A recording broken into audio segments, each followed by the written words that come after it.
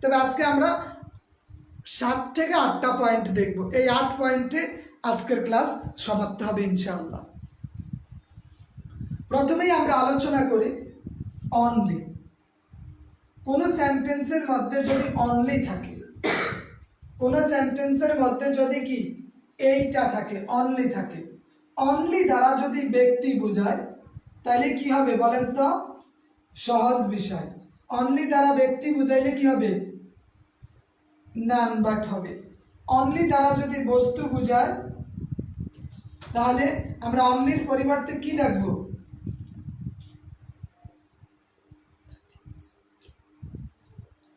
Nothing but লিখবো। Only দ্বারা যদি সংখ্যা বুঝায় তাহলে আমরা নট মোর দেন অথবা নট লেস দেন বসাবো। নট মোর দেন অথবা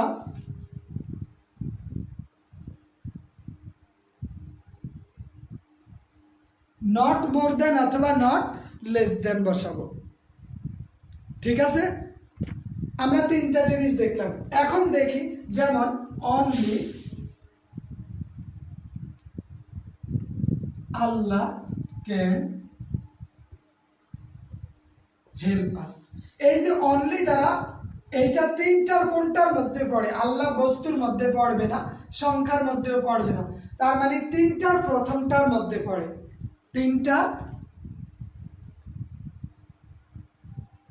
3টার প্রথমটার, যেহেতু বস্তু এবং সংখ্যার মধ্যে পড়ে না তাই প্রথম কন্ডিশনে পড়ে। এই জন্য Allah only Allah can help us, একমাত্র আল্লাহই আমাদের সাহায্য করতে পারেন। ব্যক্তি এইটাতে পড়ে গেছে গ্রামাটিক্যাল রুলস অনুযায়ী, এই জন্য আমরা অনলির পরিবর্তে শুধু নান বাট লিখব, তাহলেই নেগেটিভ হয়ে যাবে। এইটাকে আমরা যদি বলি যে নেগেটিভ করেন, তখন আমরা নেগেটিভ করে দিই। অনলির পরিবর্তে কি লিখব? নান বাট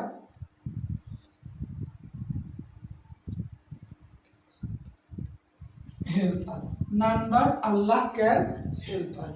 এটা আমরা কি ইজিলি দিয়ে দিতে পারি। কথা বুঝতে পারছেন? None but Allah can help আস।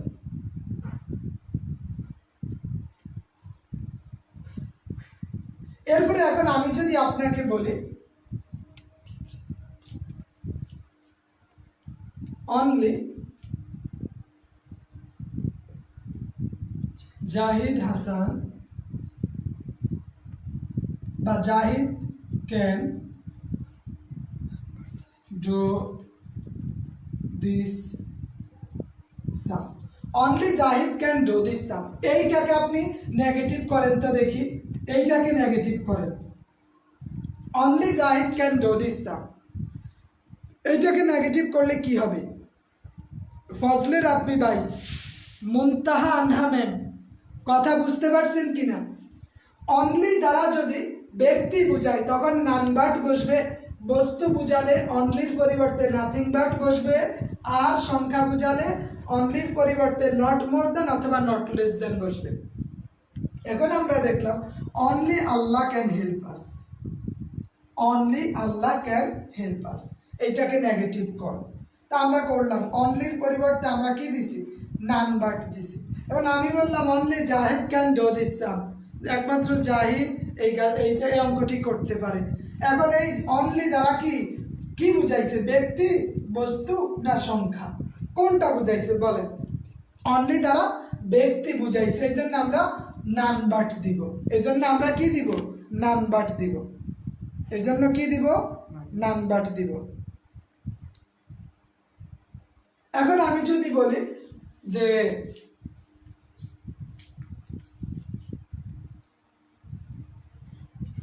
এখন বললাম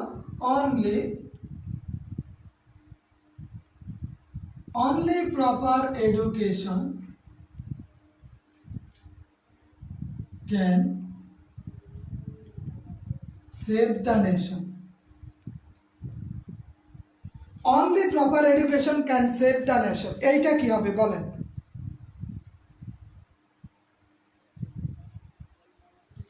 only proper education can save the nation অথবা সেভ দিস নেশন, সঠিক শিক্ষায় এই জাতিকে রক্ষা করতে পারে।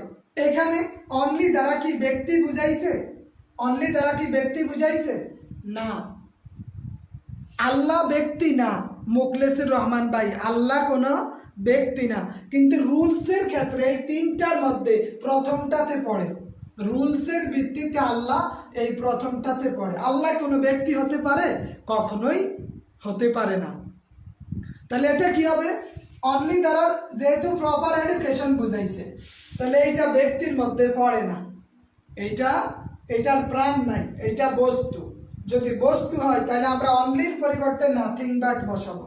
তাহলে আমরা কি লিখতে পারি? আর কোনো পরিবর্তন নাই। এটা নেগেটিভ যে করবো, আর কোনো কি নাই, পরিবর্তন নাই, যে নাথিং বাট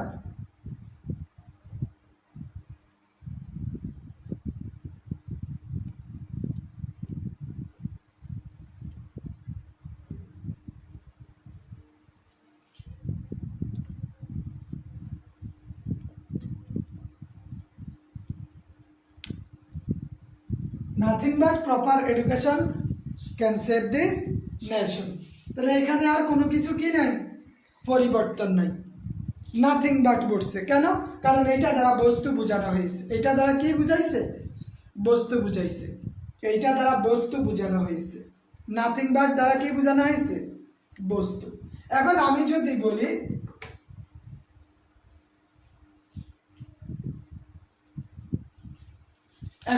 বলি অনলি হি ইজ, বা হি ইজ অনলি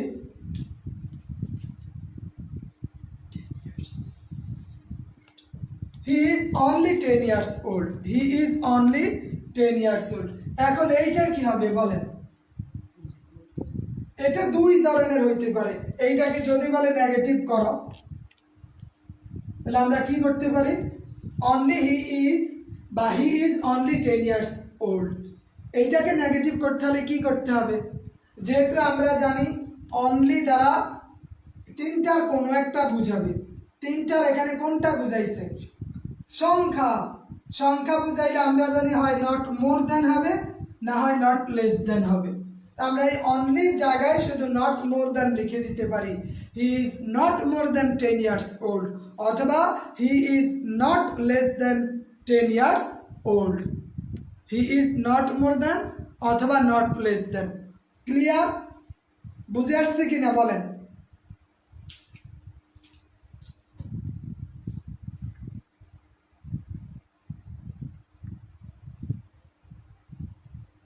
বুঝে আসছে তৌহিদুল ইসলাম ভাই? হ্যাঁ, ফজলে রাব্বি। হি, তাহলে আমরা এখানে কি লিখবো বলেন তো? আমরা এখন লিখতে পারি he is not more than 10 years old. He is not more than 10 years old. আমরা এইটা দিতে পারি, he is not more than 10 years old. Okay, তাহলে আমাদের এই একটা রুলস মুখস্থ হয়েছে। এই রুলসটা মুখস্থ হয়েছে কিনা বলেন তো? এইটা আমাদের আর কোনো ভুল হবে? ভুল হওয়ার সম্ভাবনা আছে কিনা? ক্লিয়ার বিষয়টা? এখান থেকে যেভাবেই প্রশ্ন আসুক, যখন আপনি অনলি অথবা অ্যালোন খুঁজে পান, বিশেষ করে অনলিই দেওয়া থাকে, অনলি থাকলেই এখানে আরেকটা বিষয় ক্লিয়ার করতে হবে, যদি অ্যালোন থাকে অথবা মেরিলি থাকে সেক্ষেত্রেও, তবে বেশিরভাগ সময় অনলি দিয়ে সেন্টেন্স তৈরি থাকে। এইটা নিয়ে আমাদের আশা করি আর সমস্যা নেই। এবার আমরা একটু দেখব আরেকটা রুলস। যদি সেন্টেন্সের মধ্যে মাস্ট থাকে, যদি সেন্টেন্সের মধ্যে কি থাকে? মাস্ট থাকে। কোন সেন্টেন্সের মধ্যে যদি মাস্ট কথাটা বা এই ওয়ার্ডটা থাকে, এই ওয়ার্ডটা যদি থাকে, তাহলে এটার দুইটা দিক আছে। একটা হইছে ক্যান নট বাট, আর একটা হইছে can not help, plus bar plus ING, এটা B1। ক্যান নট বাট অথবা can not help, can not but অথবা কি ক্যান নট হেল্প। যদি মাস্ট উল্লেখ থাকে, যেমন বললাম ইউ মাস্ট অবে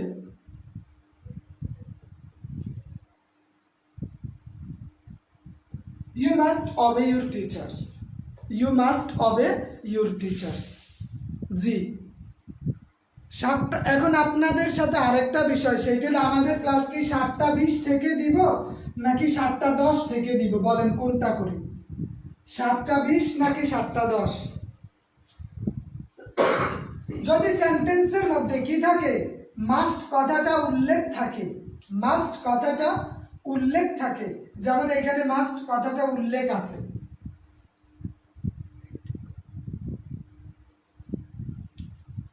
এজন্য এই মাস্ট এর পরিবর্তে ক্যান নট বাট বসাইতে পারি। এখন আমি বসাইতে পারি you can not but obey your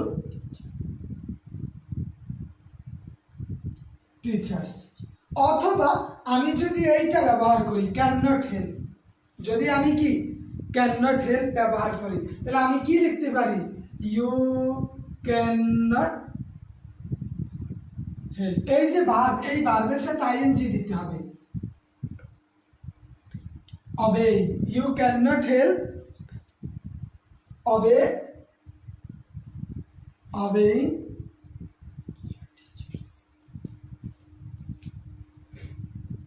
teachers। দুইটা দিতে পারি, অর আমরা ব্যবহার করতে পারি।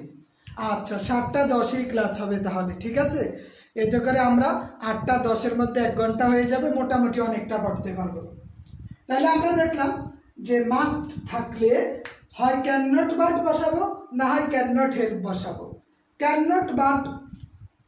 নট বাট বসাইলে B1 হবে, ভার্বের প্রেজেন্ট ফর্ম হবে, আর ক্যান নট হেল্প বসাইলে ভার্বের সাথে আইএনজি যুক্ত হবে। ভার্বের সাথে কি যুক্ত হবে? আইএনজি। বুঝে আসছে কিনা এটা বলেন তো?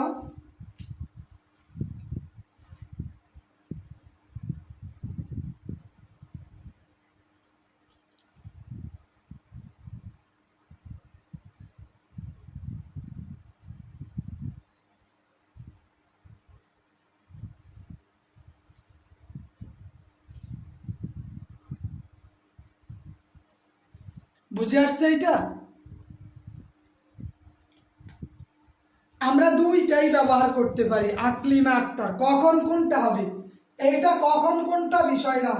যদি এইটা দিতে মন চায় এইটা এইভাবে দিবেন, অথবা যদি ক্যান নট হেল্প ব্যবহার করতে মন চায় তাহলে এইটার সাথে ভার্ব প্লাস আইএনজি হবে। দুইটা দুইভাবে, হয় এইটা দেন না হয় ওইটা দেন, দুইটাই ব্যবহার জানতে হবে।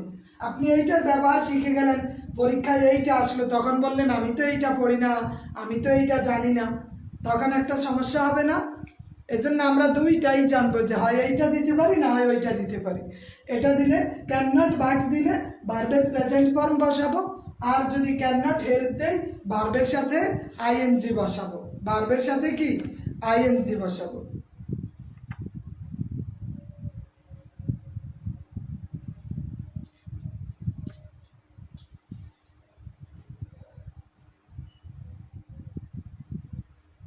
ওকে, আচ্ছা, তাহলে আমরা দ্বিতীয়টাও দেখলাম, দ্বিতীয়টাও আমরা দেখে ফেললাম। এবার আমরা আরেকটা রুলস দেখি। দুইটি ওয়ার্ড যদি অ্যাফার্মেটিভ সেন্টেন্সে দুইটা ওয়ার্ড যদি এন্ড দ্বারা যুক্ত হয়, কি দ্বারা? এন্ড দ্বারা। যেমন আমি বললাম he is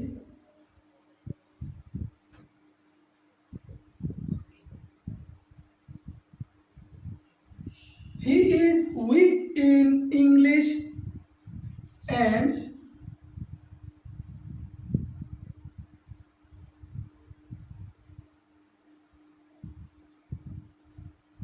mathematics। He is weak in English and mathematics। যদি এমন হয় দুইটা ওয়ার্ড এন্ড দ্বারা যুক্ত থাকে, অ্যাফার্মেটিভ সেন্টেন্সে দুইটা ওয়ার্ড যদি এন্ড দ্বারা যুক্ত থাকে, কি দ্বারা যুক্ত থাকে? এন্ড দ্বারা। তাহলে আমরা বসাবো নেগেটিভ করার ক্ষেত্রে আমরা নেগেটিভ করার ক্ষেত্রে কি বসাবো, নট অনলি বাট অলসো। তাহলে নেগেটিভে বাক্য পরিবর্তন হয়ে কি বসবে, not only but also, not only এবং পরেরটা but also. Transformation of sentence, এটা শুধু সেন্টেন্স পরিবর্তন হবে, অর্থটা পরিবর্তন হবে না, অর্থ একরকমই থাকবে। নট অনলি বাট অলসো বসাবো, আমরা কি বসাবো, নট অনলি বাট অলসো। যেমন আমি বললাম he is weak, he is weak, কি বসাইলাম, he is weak. Not only in English but also mathematics. যেহেতু এখন দেখি কিভাবে, he is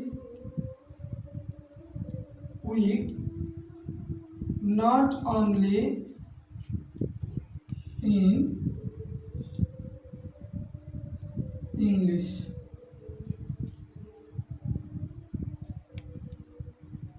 he is weak not only in English but also in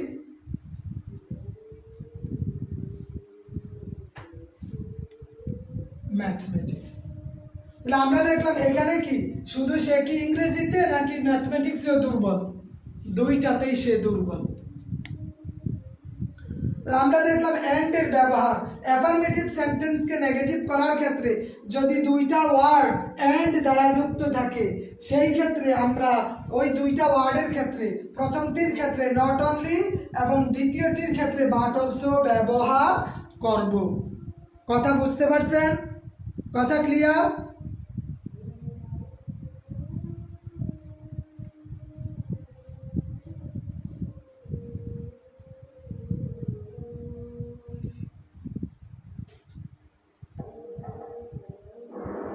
কথা বুঝতে পারছেন কিনা? আচ্ছা, এখন আমি যদি আপনাকে একটা দেই,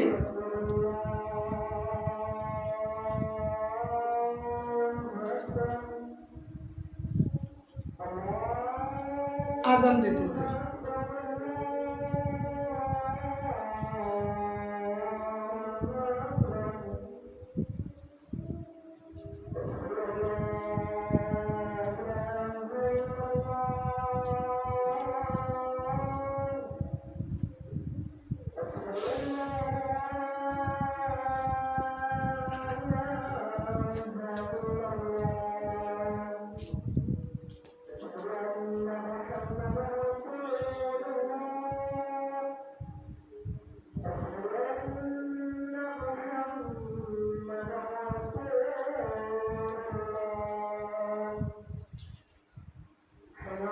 দেখি এইটা করে দিতে পারেন কিনা, এইটা করে দেওয়া যায় কিনা দেখেন, এইটা কে করতে পারবেন?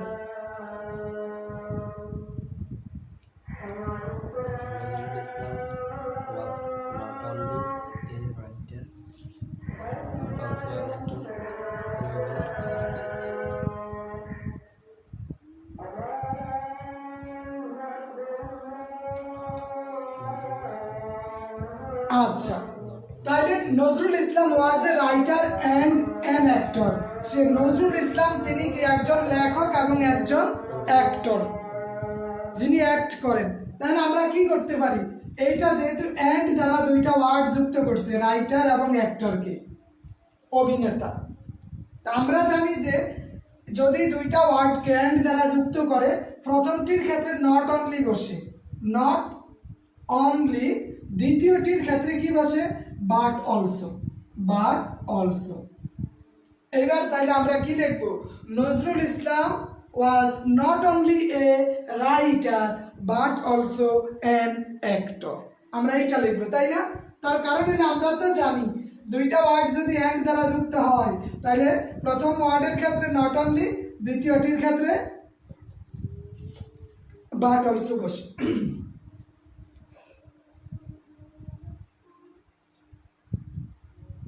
তাহলে নজরুল ইসলাম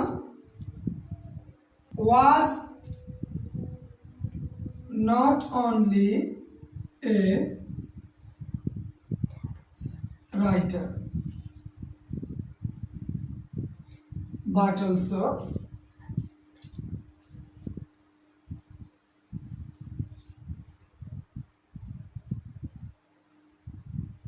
an actor, but also an actor.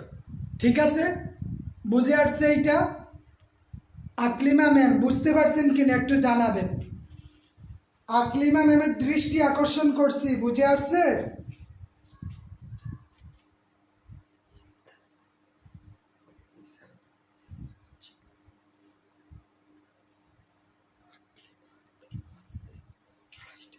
হ্যাঁ, জাহিদ হাসান ভাই ধন্যবাদ।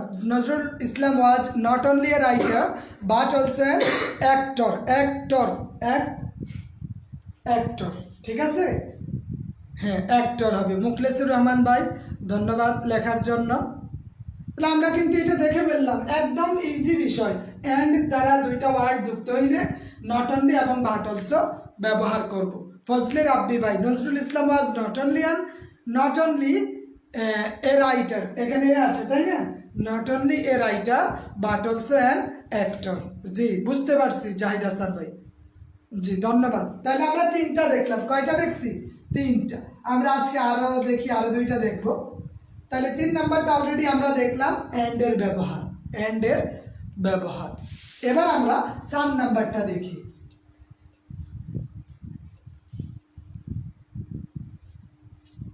4 নাম্বারটা কি? কোনো অ্যাফারমেটিভ সেন্টেন্সে যদি অলওয়েজ থাকে, অলওয়েজ কথাটি যদি অ্যাফারমেটিভ সেন্টেন্সে থাকে, নেগেটিভ করার জন্য আমরা কি করব? তাহলে অলওয়েজ এর পরিবর্তে আমরা নেভার বসাবো। অলওয়েজ এর পরিবর্তে আমরা কি বসাবো? নেভার। অলওয়েজ থাকলেই নেভার বসবে, নিঃসন্দেহে, কোনো রকম ডাউট ছাড়াই নেভার বসবে। অলওয়েজ থাকলে আমরা কি বসাবো? নেভার বসাবো। অলওয়েজ থাকলে আমরা কি বসাবো? নেভার বসাবো। যেমন আমি বললাম I always remember him। তা আমরা জানি যদি অলওয়েজ থাকে আমরা কি বসাবো? নেভার বসাবো। এবং পরের যে অ্যাফারমেটিভ শব্দটা আছে এইটার নেগেটিভটা বসাবো। অ্যাফারমেটিভ শব্দটার কি বসাবো? নেগেটিভ বসাবো। আকলিমা ম্যাম ধন্যবাদ। Not only a writer but also, বাকিটা লেখা দিয়ে। তাহলে কি হবে? আমরা জানি রিমেম্বারের বিপরীতটা কি? রিমেম্বারের বিপরীত হচ্ছে ফরগেট। আর অলওয়েজের পরিবর্তে আমরা বসাইব নেভার। আর বাকি যা আছে, আই নেভার ফরগেট হিম। আমার নেগেটিভ হয়ে গেছে, অলওয়েজ থাকলেই নেভার বসবে, আর শুধু পরবর্তী ওয়ার্ডটা চেঞ্জ হয়ে যাবে। পরের ওয়ার্ডটা কি? নেগেটিভ হবে।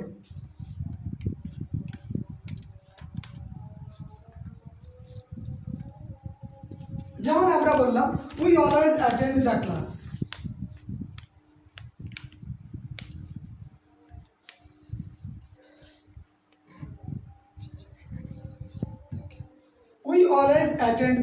আমরা কি?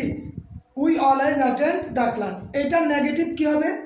একদম সহজ, অলওয়েজ এর পরিবর্তে আমরা নেভার বসাবো। আমরা কি বসাবো? নেভার। উই বসাইলাম, অলওয়েজ এর পরিবর্তে নেভার বসাইলাম। অ্যাটেন্ড এর পরিবর্তে এটার বিপরীতটা বসাবো। অ্যাটেন্ড মানে উপস্থিত, অ্যাটেন্ড মানে কি? উপস্থিত। আর মিস মানে হইছে অনুপস্থিত। তাহলে we never miss the class. হ্যাঁ, কথা